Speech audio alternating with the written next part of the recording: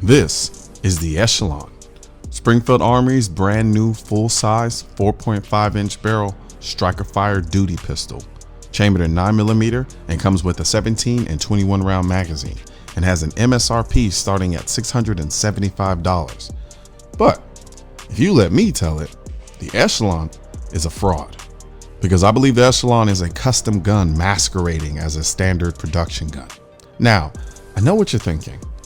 How come this is the first Colion Noir video that I've seen in a while?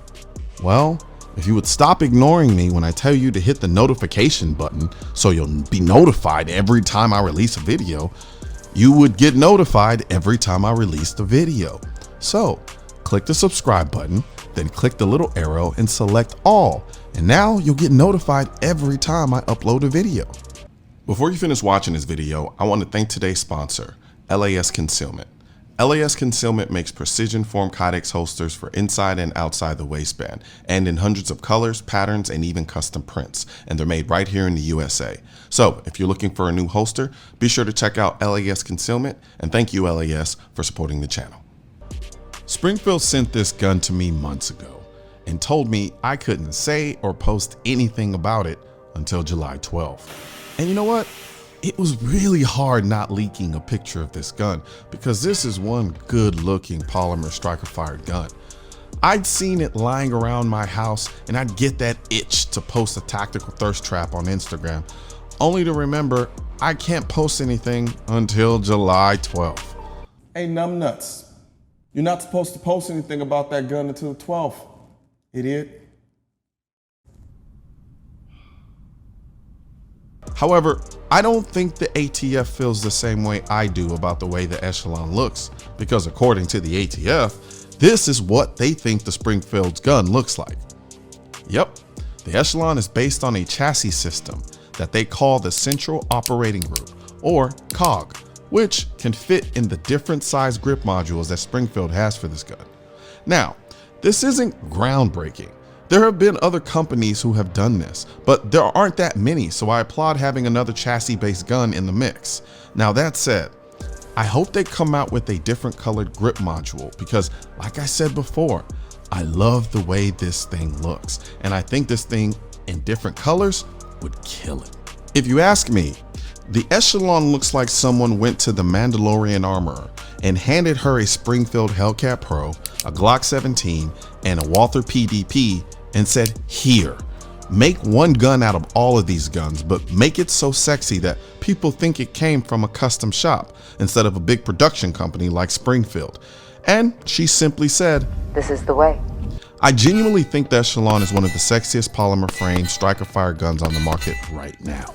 Yes, that is the third time I've expressed how much I love the way this gun looks, and I haven't even got to the trigger yet.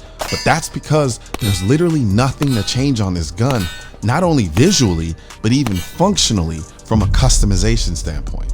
I mean, think about it. Let's say you got a Glock 17 and took it to a custom shop and said, pimp my gun. What would they do? They'll probably start by adding slide cuts. Well, the slide serrations on the Echelon are so deep and many, they might as well be slide cuts.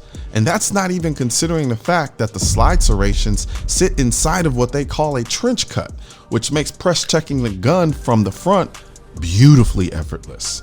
Then there's the flare cut at the back of the slide, which makes racking and press checking the gun from the back also beautifully effortless. Next thing a custom shop would do is add optics cuts, which they didn't just add optics cuts on the Echelon and then throw in a bunch of plates that make your red dot stand taller than Taylor Swift standing next to Bruno Mars or Kanye West.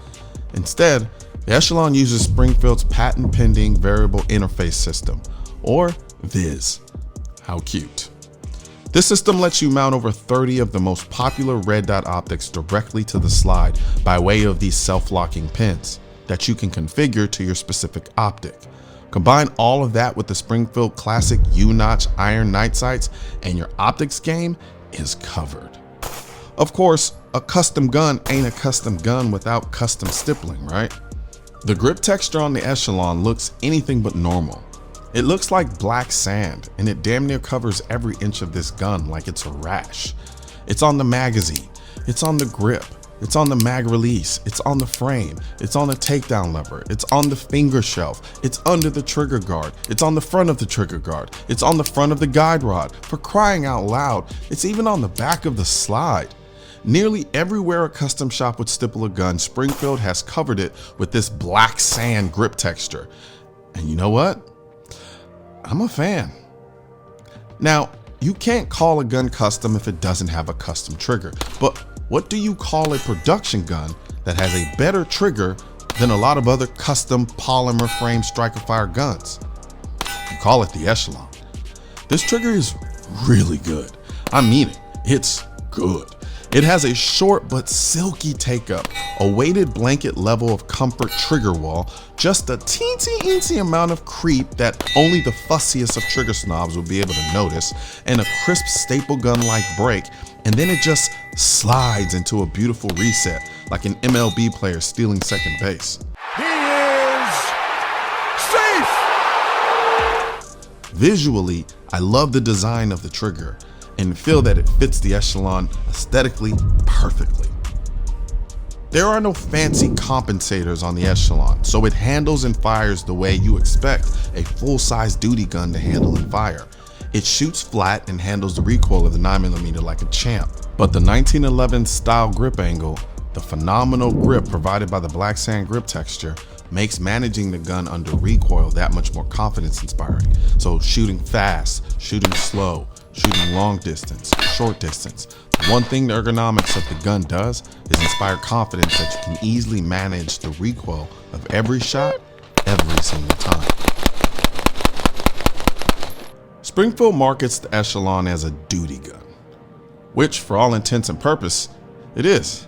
It's a full-size gun with more than efficient capacity, and I can easily see it riding on the hip of a cop on duty.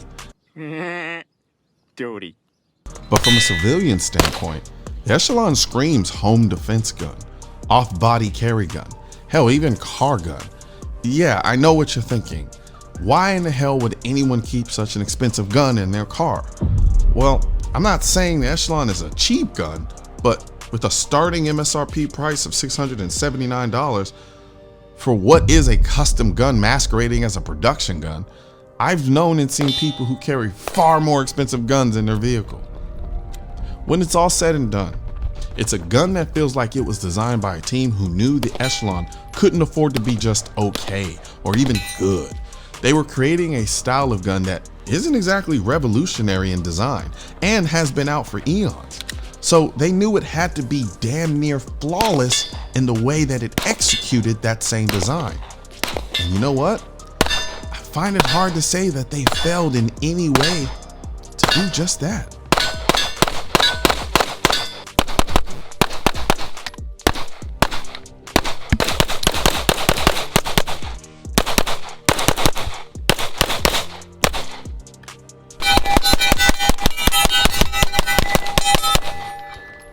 Good.